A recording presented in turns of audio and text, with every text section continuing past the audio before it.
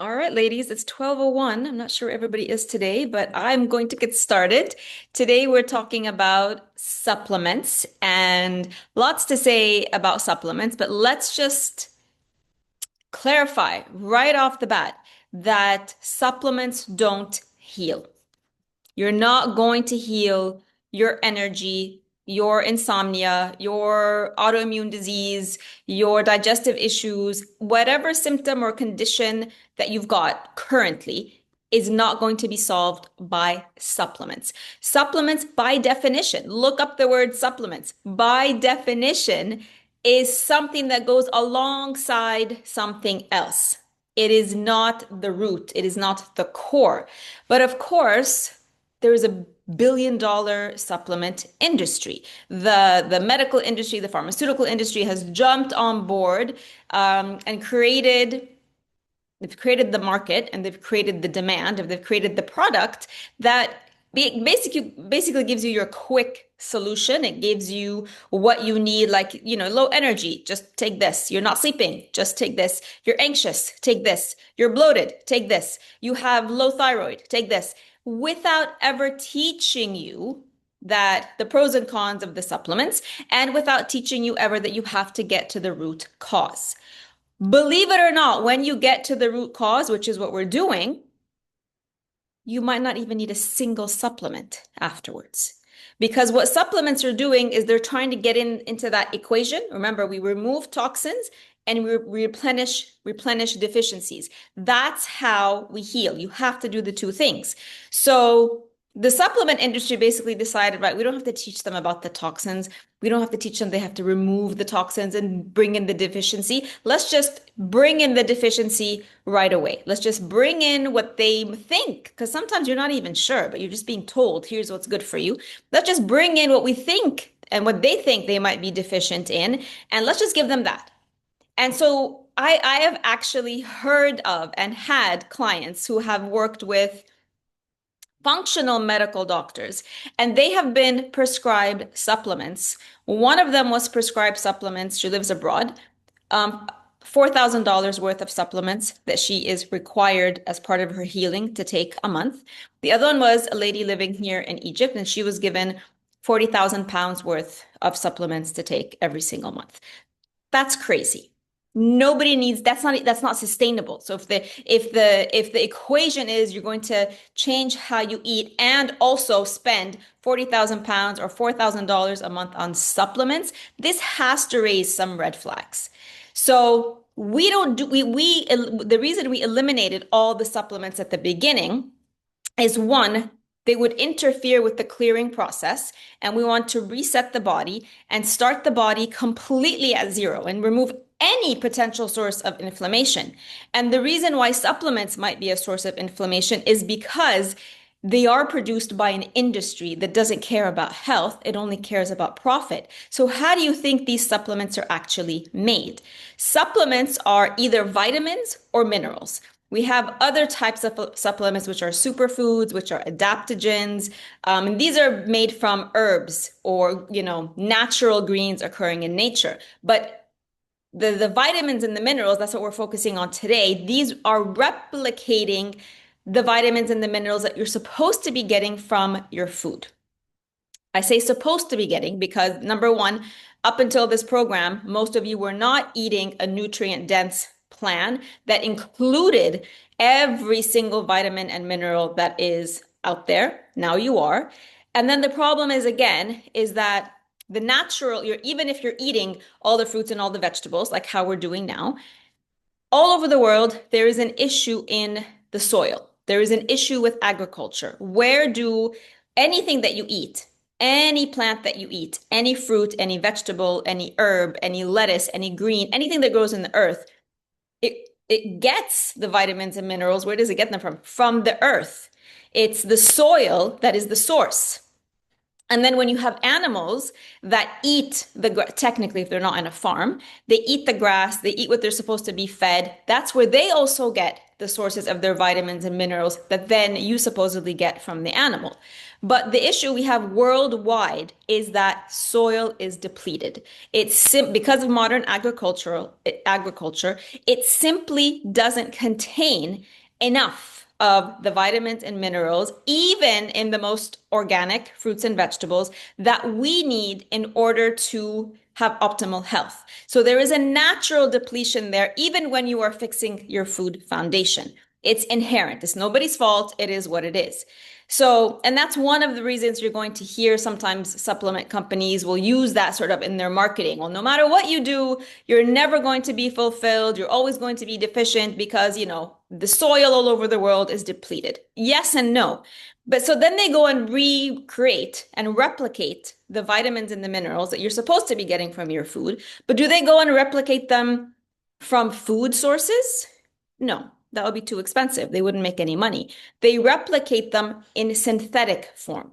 So when you go and you pop a vitamin C pill or a vitamin B12 or a magnesium, you're not getting it the way you would get it from a lemon or spinach or an apple. You're getting a synthetic chemicalized form that's created in a lab. And more often than not only are they synthetic, but they've got some kind of petroleum chemical base as well. And then if you were to look at all the supplements that you're taking, let's say you're taking magnesium, let's say you're taking vitamin C, the ingredients on the box should only read vitamin C. That's it. That's all I need to take. Magnesium, that's all I need to take. But alongside the vitamin or the mineral that you're supposed to be taking, alongside that list, you're going to find fillers. You're going to find titanium dioxide. You might find talc. You might find magnesium stearate, which is a very common one. You might find fillers, like sometimes they don't have to get very specific. So your body doesn't need all that. You're technically missing magnesium. So I'm just going to take a pill to help my body along and fulfill the magnesium deficiency. Why am I also taking, and mind you, these are all toxic, right? Magnesium stearate, titanium dioxide, talc, these are all toxic. Why am I also ingesting all of these artificial toxic petrochemicals on top of the synthetic vitamin that I'm trying to take? So this is why we removed all of them at the beginning of the program, because you think you were taking in something that's helping you, but also, let's be honest, if all the supplements that you were taking prior to coming into the program, alongside with the way that you were eating before coming into the program, if they were working, you wouldn't have needed to come into the program. If all of the supplements you were taking were actually effective, you wouldn't have a condition. You wouldn't have symptoms. You wouldn't need to come in here to rebalance. So they weren't working and potentially adding an incredible toxic load on your liver. So this is why they had to go. And we create a new food foundation for your body to start to thrive. This is how you heal. Supplements don't heal. They're not going to fix you. What's going to fix you is real food and real nutrition. Does that mean that you will never need a supplement at any single point? No, but not at the beginning, and not even for the first month or second month. I wouldn't even say maybe at the end of the third month of eating this way, then you reevaluate how you're feeling. You think about your energy. You think about your focus. You think about insomnia, if that's an issue. If you still have period cramps, if you have hair loss, at the end of 3 months, when you've given your body a real solid chance at rebalancing, then yes, we might need 1 or 2, and maybe not even for the longest time, just as an add-on as you go through the process. You might find that you are eating so well and you've lost every single one of your symptoms, but maybe you have a little bit of anxiety still. And we know that anxiety and depression and mood swings and all of that starts in the gut. But maybe some things in your life still trigger a little bit of anxiety in you. They stress you out a little bit. And you've done the thought models and you understand your feelings, but it's still a little nagging thing there. We're not perfect. I'm giving you an example of when we would bring in a supplement. So in that case, yes, let's bring in some ashwagandha, which is an adaptogen. We'll talk about that tomorrow. Maybe you're taking a little bit of magnesium. Maybe we increase the dose of the magnesium, but it has to be where it's a very specific symptom that we have been trying for 3 months to rebalance. For the most part, it's rebalanced, but it's like a little, we could do a little better here. Whether that's energy, anxiety, sleep, period cramps, hair loss, you name it. Everybody's going to be a little bit different. But to say that we start off with a foundation of supplements is 100% incorrect. And you need to become aware of this. It is simply marketing to have you go out and buy all the supplements that you buy, which by now you have proof of that they weren't working. So you have a list of the supplements in your guide, the main ones that I recommend for women when and if you need them. And then in addition to the type of vitamin or mineral you might think you're missing, it's very important to look at the brands. It's very important to look at the quality. So when it's time for you to choose a supplement, if you feel like, yeah, you know what, I'm eating everything. I don't drink coffee. My energy is really good, but I could have a little bit more energy. So maybe we add in a vitamin B12. What is the source of your vitamin B12? What are the other ingredients included in the supplement besides the vitamin B12? So I've shared a few brands in your guide. Unfortunately, these are only international brands. If you are in Egypt, they are not available to you here unless you want to order them and risk customs. Obviously, you can always have somebody get it for you, but it's not something you need to worry about now. And the brands I've recommended are ones that actually two of them actually use food sources. So they will give you a magnesium sourced from food. They will give you a B12 or a selenium sourced from food. They're not synthetic. And this is really important. Which, of course, you're going to see a difference in price because it costs a lot more to provide something natural than something synthetic. But this is not going to be a problem because you're not buying 17 different supplements. You're going to buy just one if you need it. So the one supplement that you might need, it will be worth it to invest a little bit more because you're not spending on all the other 10 useless ones that you've been taking that have really had little effect on you anyway. All right. So nobody needs to be worrying about this. The first supplement that I generally recommend for everybody to take is magnesium. So, and some of you might feel like you might need this one now, but I would still, the only reason you might need it now is if you have a very obvious magnesium deficiency symptom. A couple of the ladies on the group said that they have twitching. So magnesium deficiency automatically shows up as eye twitching, muscle spasms. One of the things could be severe cramps, constipation. So this is why we actually added it sort of in a subtle way without you maybe even noticing, but Epsom salt baths are a source of magnesium. Obviously the magnesium oil spray. Magnesium is called the master mineral. It is the mineral, it's not a vitamin, it's a mineral that that controls almost, I want to say 70 to 80%, if not more, of bodily functions. And it also controls the way your body processes and absorbs other vitamins and minerals. So it's called the master mineral. Without it, lots of things sort of fall through the cracks. It's also called the relaxation mineral. So that's why it helps with sleep, headaches, the muscle spasms. So if you are seeing a very clear sign right now, and you're only really 2 weeks into this plan, ladies, so you still really, you've removed toxins, but replenishing the deficiencies, this takes time. You've been going years and years and years deficient in basic vitamins and minerals in your body. It's not going to be done. You're not going to be fulfilled after 2 weeks of detoxing. That's why I'm saying wait at least a month or two, or maybe even 3 to bring it in. But with magnesium specifically, we might see very clear symptoms. So if you're twitching, if you have muscle spasms, if you have cramps in your feet or in your legs, if you have restless leg syndrome, there's no harm in bringing in magnesium right now as the first supplement, because that would be the one I was going to recommend anyway as a first supplement for everybody. Because it is a master mineral, you might find that just the magnesium can also take care of other deficiencies that you might have. So if you feel like, because a lot of us also have this, again, it's programming, this like feel like I need to take something. I need to have a supplement. I've been taking all these supplements. If I'm not taking something, am I missing something? Absolutely not. Human beings lived for hundreds of thousands of years without ever taking a single supplement. The whole reason the whole industry came up was after the introduction of the food industry, after the introduction of fake junk food, after the introduction of food looking things that we consume. When you eat from nature, as our ancestors did, there was no such thing as a supplement. And you are not deficient in any supplement. You didn't come into this program with your symptoms because your body was deficient in any supplement. You were deficient in true nutrients and toxic from the food and things you eat and drink and put on your skin, etc. All right? Any questions, ladies?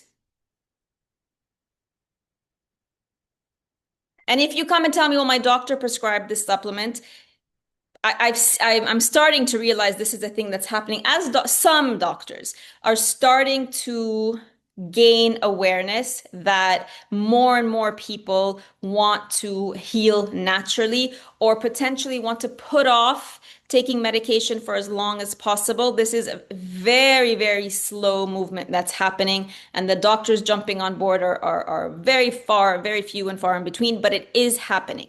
The ones that I see who are open to this approach, remember, they are conventional doctors through and through with certain programming and training. So even if a patient of theirs or they're 100% on board that they can delay a medication or maybe heal without it, they always have to prescribe something. They have to. It's like they don't know how to tell you how for you to just leave their office without them having written out a prescription. So now instead of a list of medications, they prescribe a list of supplements, which is huge progress, but it's still not getting to the root. And it's not, supplements will not heal you. You have to remember this and sort of if you have a strong attachment to your supplements, release yourself from that attachment. Trust your body that it's still so early on in its healing journey and that it knows how to rebalance, it knows how to heal. And when it's done enough of that, if there's something still missing, you will know, your body will show you. We have a chat. Hi, I lost so far 1.7 kilograms, which is great, but I'm worried because 0.6 kilograms is muscle and I can't afford to lose muscle at this age. What do you think? How did you know that? Through one of those, what are they called? Those assessments that you do at the gym? Yeah. I mean, can you guess? I'm going to tell you I'm not a fan of any of this. It doesn't really give you an indication of true health. The fact that you've lost 0.6 kilograms of muscle doesn't tell me anything about your disease, doesn't tell me anything about your symptoms. And when it comes to muscle, right? Muscle is built in the gym. You go to the gym, you lift weights, or if you work out at home and you do weight, some kind of weight resistance, whether using your own body as resistance or using free weights, that's how you build muscle.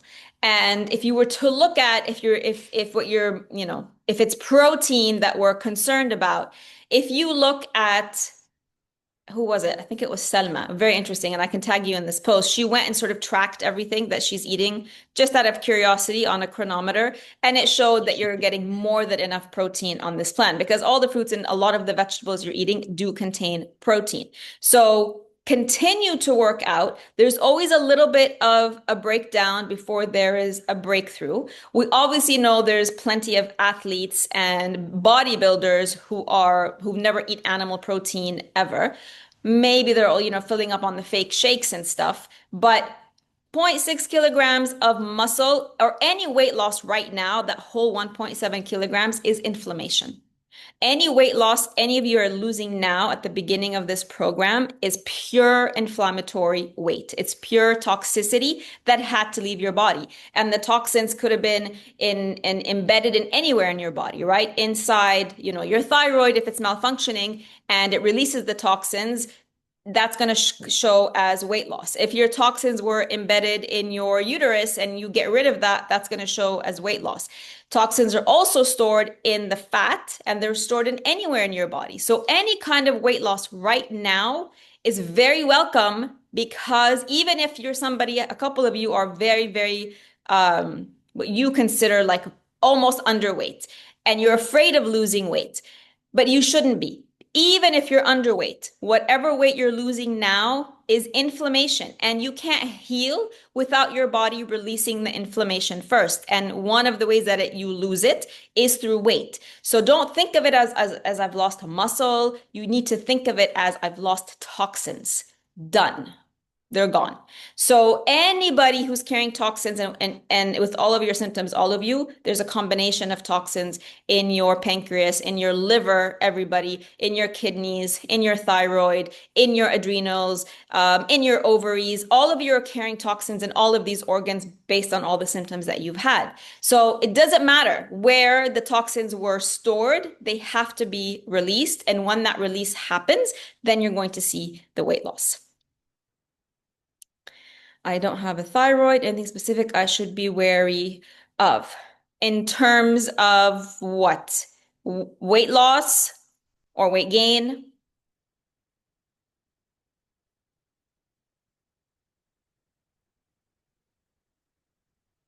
Um, can you just be a little bit more specific with your question? I mean, it's not there anymore, right? So your body has adapted to functioning without it. So there's nothing more that you can do than just to work with your body without a thyroid. Okay, that was your question. All right.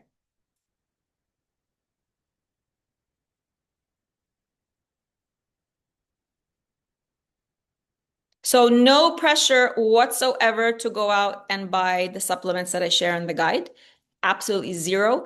The only reason why you might is if you are in Egypt and you don't have easy access to these supplements and you might not even need the supplement now, but somebody's traveling and you want to secure it in the event that you need it in 2 months down the line and you're not sure if you're going to know somebody who's going to be traveling, then I would say that's the only, pressure you've got is just to um, just ensure you have the right supplement because the circumstances are allowing you to be able to obtain it. Other than that, there's zero pressure right now for you to add anything. As long as you are eating according to the plan, whichever actually also level of detoxing you're on. So it's not whether you're deep detoxing or clean eating or hybrid. All of them are going to be providing you with the nutrients. Remember, it's not a difference in nutrients in the three different plans. It's just a difference in speed. That's it.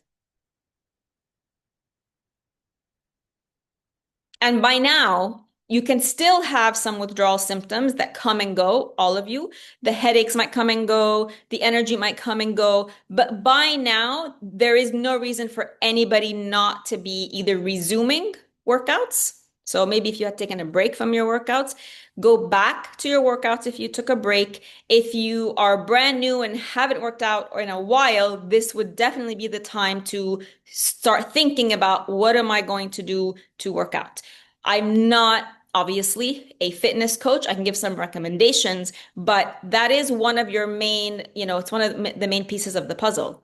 Health is movement. So you can be doing everything right. You can even bring in all the supplements, but if you're not moving every single day, moving your lymph, moving your body, sweating, that's one of the ways we get rid of sweat, building that muscle through movement and resistance training, then you are missing a big piece of healing. So right now, the major withdrawal symptoms are over. The major cravings are over. If you still have major cravings, those are emotional. We're going to get to that next week. If you still have, like I said, headaches or fatigue, that's on and off. And that can continue for the next 2 or 3 months. Those aren't reasons for you to say, oh, I need to go take a nap now or I need to go sleep. No, this is just your body now is in detox mode. It's not just being triggered like from 2 weeks ago where it's sort of surprised at what's happening. It's in proper detox mode. And these ups and downs are very normal. Work through them. So if you're tired, work out. At this point,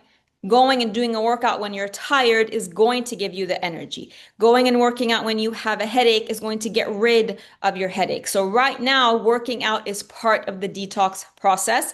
Don't use any detox withdrawal symptom as an excuse not to be working out right now.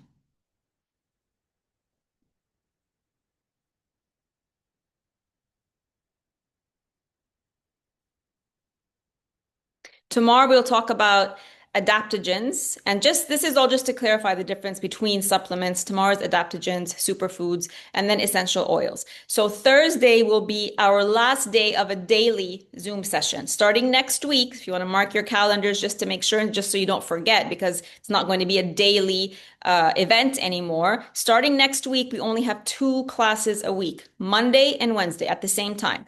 So mark that in your calendars. You'll get the reminders anyway. And then we only have two teaching classes. So one on emotional eating, one on mindful eating, and all the rest of the sessions are completely open for you as Q&A.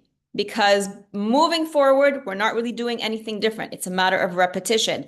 Are you repeating 9 days? Are you moving into clean eating? Are you doing a hybrid? Are you doing a mix? Have you traveled and you didn't have access to a kitchen? You were eating out all the time. So you came back and maybe you felt some symptoms return. Maybe you're having some resistance. That can happen.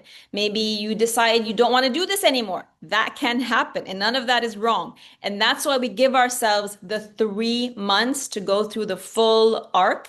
And also 3 months is the minimum, especially for those of you with deeply rooted conditions. It's the minimum for you to start to see tangible results. So mark your calendars. Don't get lazy just because we're only doing 2 sessions a week versus 5. It is so that you can become more and more independent in this process. And yet, there is a safety net here when and if you need it. Nada, does this also mean that we should no longer be as emotional? No. So when I say detox withdrawal symptoms will come and go, that includes the emotional detox. So you can continue to feel on and off, weepy, irritable, sad, depressed, moody. That can continue to ebb and flow the same way that the fatigue and the headaches and all of that can. And again, the solution now is, in addition to sitting through the emotions, processing your emotions, don't do what you're used to. We're going to talk about it next week, which is snuff them down. Because you snuff them down, they're going to bubble up and resurface again. So the thought model helps here. The work we're going to do on emotional eating class is going to help. It's time. This is the time for you to finally, maybe if you've never done it at any other point in your life, to finally sit and see the same way that a physical symptom is trying to communicate with you that there's a part of your body that needs your attention. The emotional toxins that are coming out, the emotions that are there are trying to get your attention as something that needs you to reframe, to rethink something happening in your emotional and mental health. So don't ignore them. They're talking to you the same way that your physical symptoms talk to you. So journaling can really help with this. The thought model can really help with this. And I'll be giving you some journal prompts as we move through. It is not something to fear, and it's not something you shouldn't want it to end. It will end when it's done clearing. You don't want it to end prematurely. The same way you don't want your physical symptoms to end until they've actually cleared the toxins from your body. So both of them are going to be working together. 3 steps forward, 1 step back. That's how healing always works. It's never one linear line. Then I was prescribed a heavy load of antibiotics yesterday to H. pylori. Will this ruin? So H. pylori, it's not going to kill it off, Roba. I mean, it might, but it will come back. H. pylori has its roots in a virus, and bacteria cannot kill off a virus. So it is a bacteria in and of itself, but the root cause of it is typically Epstein-Barr virus. So the reason you're seeing a flare-up is this is a healing symptom. The same way that we see a flare-up of acne, the same way that we see a flare-up of painful symptoms, the same way that if you have somebody has fibromyalgia, they get a lot of painful flare-ups before it gets better. You had a mild H. pylori that the root cause of it is an Epstein-Barr virus. Epstein-Barr virus hangs out wherever it wants in the body, typically in the digestive system, typically in the thyroid, typically in the liver. And as long as you're eating the standard diet of wheat and dairy and sugar and caffeine, Epstein-Barr is really, really happy and thrives in the body. And this is why you see all sorts of symptoms. As soon as you start feeding it, it dies off. And when it dies off, it gets pushed out of all the organs. So this is why when you do testing at this time, you're supposed to be killing off the virus, but you're going to find it at a peak because it's been pushed out of all of its hiding places. And the hiding places can include H. pylori in your gut. So this is up to you, but I'm just explaining to you what the doctors are not going to explain to you. So right now you're having sort of a flourish of H. pylori because they're dying off. You're also killing off Epstein-Barr by the way that you're eating. And this will take time for the body to flush out. When you take the antibiotics, they might kill H. pylori. I know plenty of cases where it recurred again. So you temporarily kill them off, but they come back because you haven't gotten to the root. So think about this again. Will it ruin all your cleansing when you take it? It's not going to ruin it, but it will be a little bit more of a challenge because now you have an added obstacle to clear out. You have to clear out all the antibiotics because they will disrupt your gut biome anytime. Whether we know that there's obviously times when you need to take an antibiotic, I wouldn't say that this is one of them, but when and if you need to take an antibiotic, it will disrupt the gut biome. So there will be an added layer to your detoxing once you're finished, where you might find yourself going back deeper into the symptoms when you're done taking an antibiotic because you have to clear it. So there's more pathogens, and that's what they do. The antibiotics will create more pathogens and more bacteria in your gut that then you have to go in and clear out again. So it's not that it's going to ruin it, it's just an extra step that you're going to have to do. What's your take on detoxing from the COVID vaccine? So potentially very possible. At the time, about 4 years ago, there was a detox protocol being circulated. I can share that on the group if you like, of how to actually detox the body from the COVID vaccine. I I can't remember at the time if I spoke with anybody who actually did it, but the people, I don't know them personally. The people who were recommending it were saying this is what you need to do in order to get the spike protein. I don't know if you can get it out 100%, but to get the spike protein out of your body. So if you want, I will post that protocol in the group. It does involve quite a bit of supplements, very specific ones. It does involve fasting, I think water fasting or dry fasting. So it's not easy. It's not easy. It's not easy at all. But according to those who have done it, it's effective. So I can share that with you, yes.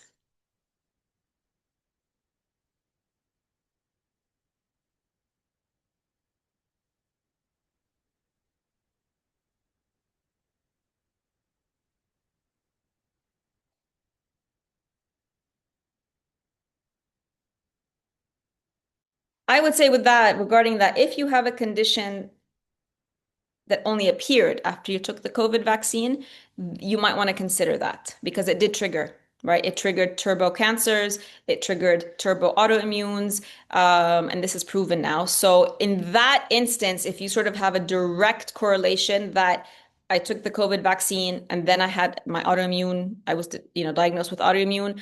I took the COVID vaccine and then I got this stage 3 cancer or whatever it is, then in that case, that would be something to definitely consider because it has actually manifested itself in your body.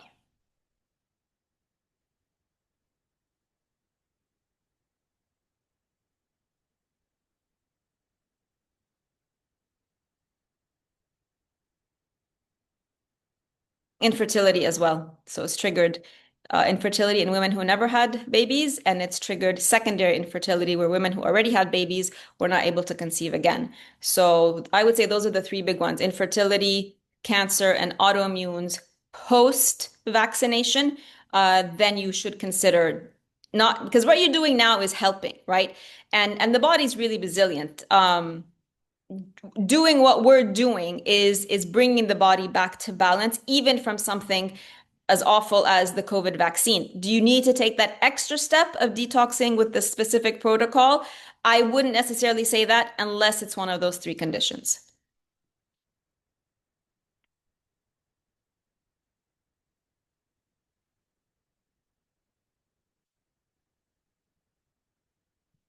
All right, ladies.